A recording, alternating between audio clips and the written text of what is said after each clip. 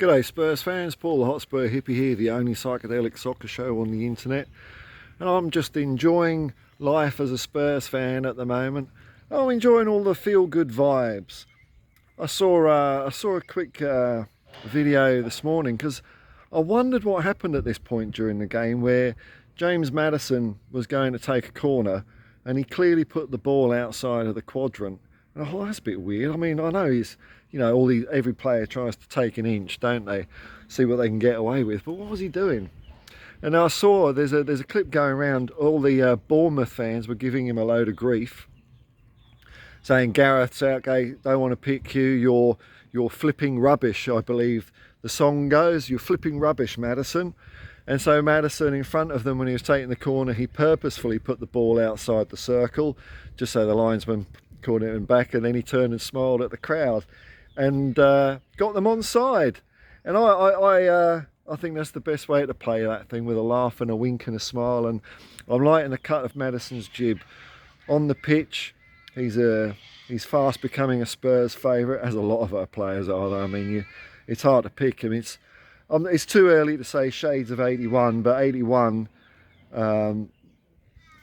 mainly throughout the 80s, really, all of the players were loved by Spurs fans, and it's nice to get some of that back again. You know, when people say we've got our Spurs back, I wonder if that's what they're meaning as well. There's not a player they can point at and say, oh, we don't want him in the team, because they're being shipped out at the moment. And that James Maddison thing just reminded me of when I went to an Ashes cricket game at the SCG years ago, and I was there with the Barmy Army, and we were giving all the Australian players all sorts of gubbins, and it did get under a lot of their skins. You could see it, you could actually see it. But one guy it didn't get under the skin of, and that was the late great Shane Warne, who just turned and smiled and played along with it. And we all warmed to him after that, much as the Bournemouth fans did after James Maddison's little bit of play acting. It was very nice to see. Now we're starting in the build up towards Fulham. They're not going to have their manager possibly on the sideline. I don't know the rules. Fulham's manager's been suspended for a game or two, and I don't know if that applies to League Cup games or whether it's just Premier League only. But I'll take any advantage we've got, man. Any advantage we've got. But you know what? That's for another day. That's a couple of days away. I'll start getting all buildy-uppy tomorrow about that one. Now, I was just thinking, what lies in the future for Ange Postecoglou? Because what Ange tends to do is he goes to a place, a team, or a country in like Australia, builds them up, gets them success, and then moves on to the next challenge. And I just think, just bear with me here. Say if he achieves success at Tottenham Hotspur, and when I say success, I mean Premier League, European Cup kind of success. Then where is there to go from there? Where is the next challenge? I suppose there's a couple of alternatives. Maybe Liverpool, because I think he may have supported Liverpool as a child, or maybe Real Madrid, Barcelona. But if you've already made Tottenham Hotspur the biggest club in the world, maybe a challenge that Ange hasn't come across yet is maintaining that success. You know, like Alex Ferguson style, where every few years he would reinvent the team. I wonder if that's a challenge that piques Ange's interest, instead of just moving on somewhere else, because he's at the top league in the world now.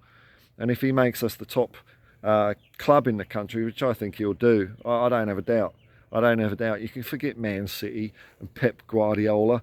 It's all, they're going to be playing second fiddle to Tottenham Hotspur, the greatest football team the world has ever seen, before long. But I wonder if his challenges might lie outside of football. And I know it's early days yet. I know there's no campaign going yet. It's not even a position that exists. But I'm just thinking, is it too early to say Ange Postecoglou for world president? I think he'd get it all sorted. Instead of the muppets we've been having, it doesn't matter where you live in the world, or what country it is, or who claims to be in charge of your square mile of dirt. if they were that good, they would have got it all sorted out by now, wouldn't they? Instead of just getting us all to argue with each other, whether it's internal in a country or fight wars and all that stuff. If any of them are any good, they would have stopped all that, calmed it all down. I don't see it being particularly a hard proposition. I think our natural state, I mean, yeah, it's a lot of effort, all that, isn't it? It's easier to just get along, really. But, you know, we get riled up and compelled to do all this dumb stuff. Whereas if you had Ange in there, Ange, I think the place would be just nice and chill. Be more football around the place. Maybe even football if Ange was world president. They'd play more football in Australia and people wouldn't frown on it so much. And I was just thinking, you know, if, and I don't believe there's aliens, but I know what the internet's like. I know there's nutcases out there, says Mr. Sanity, you know. When the aliens come, these little grey-haired little things, or grey-headed little things, who do you want to meet them? Do you want one of the clowns? The clowns that's in office anywhere in the world. I'm not being country specific. Anywhere. They're all crap. They're all crap. Or would you rather have a bit of Ange Postecoglou meeting them? Just, g'day mate. G'day mate. Because if one of our clowns met them, it'd be like galactic wars. It'd be, oh, we'd be tooling up. We'd be going, oh, just fight the alien vermin. We'd end up going to town, spending all our money on super lasers. Whereas if Ange was in charge, it'd be galactic peace. Galactic peace would spread all around the world. And what's more, football wouldn't just be the beautiful game in the world. It'd become the galactic game.